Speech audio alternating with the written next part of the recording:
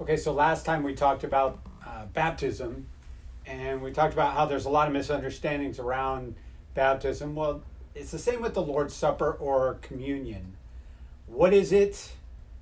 What's the significance of it? Why do we do it? These are a lot of questions that people have. What it is a symbol of our commitment to Jesus Christ. 1 Corinthians 11:26 tells us that as long as we eat the bread and drink the cup, we are proclaiming the Lord's death. So the whole thing around the Lord's Supper, when we gather together to take it, is we are telling the story again. You know how your family and my family, we all have stories that we tell again and again and again when we get together, and we never grow tired of them? Well, Jesus Christ is the church's story. It's the church family's story, that his death and resurrection changed everything. This is why Jesus says, when we take of this, the bread and the cup, he says, do it to remember me. And the word remember is not just kind of kick it back around and say, look at that, remember when that happened? But it's to meditate on it.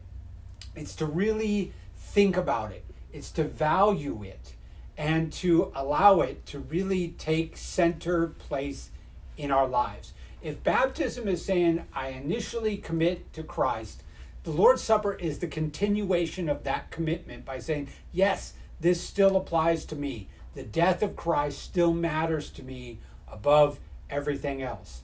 And so Jesus says, remember me. But we're also meant to remember who we are in light of who he is.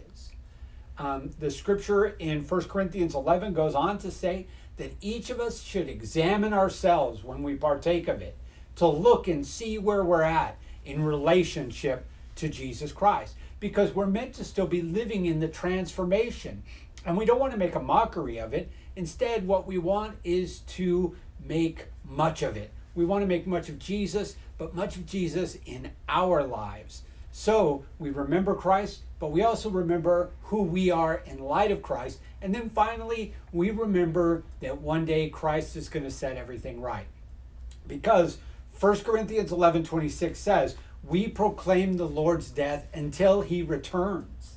And so when he returns, we recognize that everything is set right and everything is the way it's supposed to be. It's a humble reminder that we're not in charge and he is. So we align our lives with him right now because we know one day he's going to take over it all and his kingdom is going to come and his will is going to be done completely and totally. And we want to be involved in that. We're saying all of that when we take the bread and drink